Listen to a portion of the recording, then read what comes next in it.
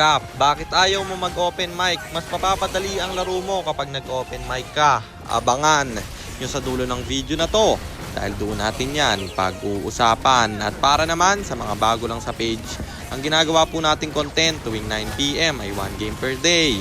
5-man rank game. At ang goal natin sa content natin na to ay mahigitan yung 107 win streak ko. Hi guys, nandito na tayo sa 566 day ng 1 game per day, and ang standing natin bago yung game na to ay 476, 89, 476 wins and 89 losses. At sa game na to, binan ng kalaban yung Hayabusa ko, kaya magbubruno tayo. So ayon, nandito na tayo sa pang-566 na araw ng isang game kada araw. Digmaan na! Ang rotation na ginawa ko dito ay red first, pero pagpunta ko ng blue, nandito na yung roamer at jungler nila. Re-rest po pati mid lane, pero popol lang mapupuruhan. First blood yung retry holder ng kalaban, kaya agad tayong nakalamang. Kuha pa natin kanyang green farm at may bonus skill pa kasi yung tigril nila aking nakuha. After nun, diretso sa red buff niya, kaso lang sinalubong ako ng tig dito.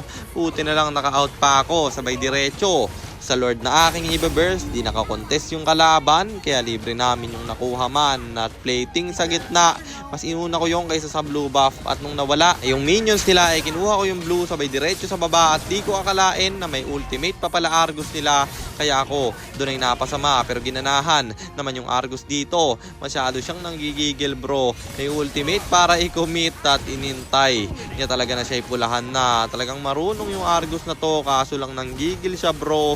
Isa lang yun gusto mo pang dumalawa. Siya ay masya-shutdown at yung turtle aking sisimulan. Hindi tatantanan ng Phoebus yung tigril ng kalaban, kaya ating hinabol yan at siya ay mabibigyan. Pero yung Popol Rumespo at siya pa'y napalalim na stun ng Phoebus namin, siya rin ay mabibigyan men. Sabay basag ng Torre sa gitna at yung turtle ay ibe-burst namin na libre ulit makukuha dahil wala yung retry holder nila. After nun, diretso sa top lane. Pero nasalubong yung Popol at siya ang aming pinuntirya. Ako'y mega kill na. Sabay basag ulit ng Torre sa gitna.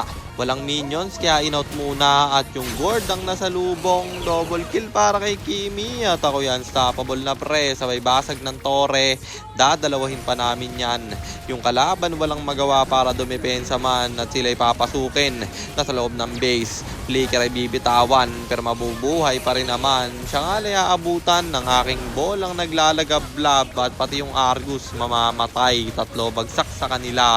Inhibitor babasagin na at pwede na tong tapusin. May i-stun yung tigril, may hila pa ng Cecilion at isa na lang yung natira. Papatayin ko si Kupa pero may ultimate siya para bitawan at yung tower ay aking pupuruhan, kaso lang yung Clintay masakit man, kaya in-out ko na lang at dumiretso sa Lord na libre ulit naming nakuha at saka namin nirekta. Sabay tower lock pero yung Argus ako hihilahin, kaya nag-hero muna ako men, pero natapos pa rin at panalo ulit tayo, kaya ang standing na natin ay 477, 89, 477 wins and 89 losses at mythical honor 43 stars na tayo.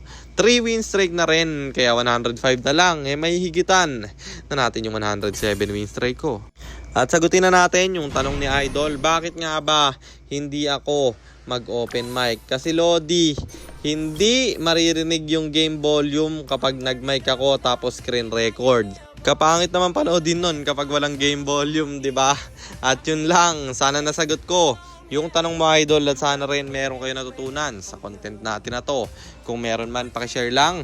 Then after nyo i-share, mag-comment rin kayo ng pa-shoutout para ma-shoutout ko kayo sa mga next nating content. Pati comment nyo na rin ang inyong mga katanungan kasi baka malay mo sa next nating content, comment mo naman ang mapili ko. At kung nagustuhan nyo yung item at emblem na gamit ko sa game na yon, eto yon: Tough Boots, Sasklos, Berserker's Fury, Windtalker, Malefic Gunner, Winter Crown or Immortality, and then Rose Gold Meteor pang buy and sell. Emblem natin Assassin, talent natin is Swift, Seasoned Hunter plus Quantum Charge at syempre Retribution kasi jungle tayo doon. At para naman sa mga gustong magpapilot ng ML account, mag-PM lang kayo, nagre-reply ako at syempre May bayad yon. Kahit hanggang anong rank, pwede nyo ipapilot kahit anong hero. Pwede nyo ipaspam basta may additional payment pag magpapaspam kayo ng hero. At yun lang guys, sana nag-enjoy kayo sa content natin na to. At shoutout sa iyo Marlon Losada, kay Dan Rowe, kay JR Morgado at kay Dandre Apus. Maraming salamat sa inyong suporta. Ingat kayo palagi. God bless. Paalam.